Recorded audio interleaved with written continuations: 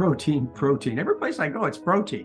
Most of the gurus out there are recommending more protein, stay away from carbs. Yeah. Well, if you don't eat carbs, what are you going to eat? You're going to eat fat and protein. And some of the people that are in these low carb movements, they realize fat's not so good for you. So they hit the protein really heavily. You walk into a grocery store, a natural food store, a pharmacy, and what do you see advertised on the labels of products from everything? I'm surprised they don't have laundry detergent advertised as high or low protein. Everything's got and they sell more protein, the better. And so what are you to think? But protein is the most important nutrient for the human being. When I was raised as a child, my parents believed that. They believed that as long as I got enough calcium and got enough protein, I'd be just fine. And so guess what they fed me? Yeah. Guess why I had terrible stomach problems? That's why I lost my tonsils. Guess why I had a stroke when I was 18? Guess why I weighed 90 pounds more than I weigh now? Because my parents believed in calcium and protein. All right, let's start at the beginning. How many cases of protein deficiency have you found? Your sister have it? Your mom? How about your best friend at the bowling alley? They got protein deficiency. They go to the doctor to get some protein supplements to solve their high blood pressure, diabetes, etc. And did you see them cured by taking all this extra protein? Did you? You've never, ever seen dietary protein deficiency. It doesn't exist. The protein requirements for a human being are so low that even in the 1800s, scientists knew that you couldn't design a diet that was too low in protein. But all we do is we fixate on protein. Well, there's a lot of money in protein. Not just in selling high protein foods, which you've identified as expensive foods like the dairy and eggs and meat, fish and chicken. These are the high income makers, the real profitable foods. Look at the rundown that happens.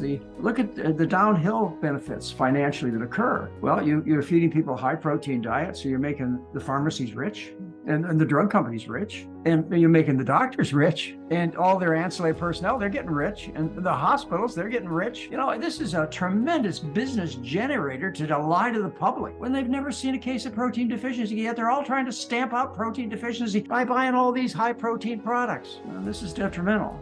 When you take in enough protein to supply your needs, you got to deal with the excess. You need a little protein. Yeah, a little protein, got to kind of replace a few hairs and a few skin cells and a few gut cells. And as long as you're not growing, you need a little extra protein when you grow, but not much. It's a tiny bit, just a tiny bit to grow a baby or to grow as a child, just a little bit extra. Always the food meets it. You don't have to worry about it. But after you've supplied these basic needs for protein, which amounts to about a diet of about 3%. We say that again, 3, like 1, 2, 3% of the calories need to be from protein. That's it. All right. But we are focused on the high protein foods, diets, products, etc. So we're taking a lot of extra protein. What happens to that extra protein? It has to be gotten rid of because it's not stored. If it was stored, it would be stored in your muscles and you'd have these huge muscles and you'd look like a bodybuilder. Not the case. So it is processed through the liver and through the kidneys and it comes out in the urine. That's where your protein ends up, in the urine. And some of it in the gut, but most of it in the urine, that's where it goes. In the process, you overwork the liver and the kidneys. You create a condition which is an acid condition in the body. We call it acidosis. To neutralize this acidosis, you have to dissolve the bones. And there's the first step in giving you weak bones or osteoporosis. And then the bones, which are being destroyed by the acid from the protein. Well, protein has a bunch of acid in it, don't you? Protein made of amino acids. Oh, come on, you've heard about that. So you're eating all this acid, and what happens is you end up not only destroying the bones, but you end up making kidney stones, calcium-based kidney stones. Yeah, you do.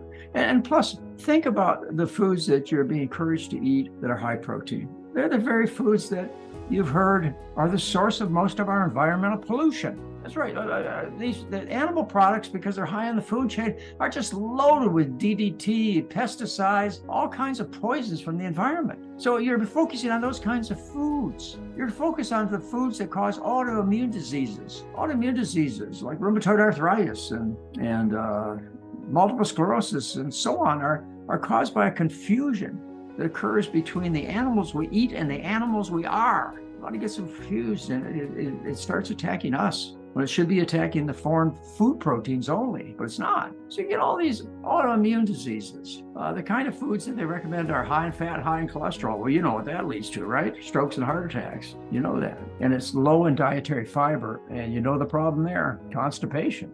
So, it goes beyond just the protein, which we isolated out in this discussion. It's the fact that the vehicles that carry the protein around are themselves deleterious. Infections, they carry infection. We catch salmonella and E. coli, staphylococci from other animals because we're an animal.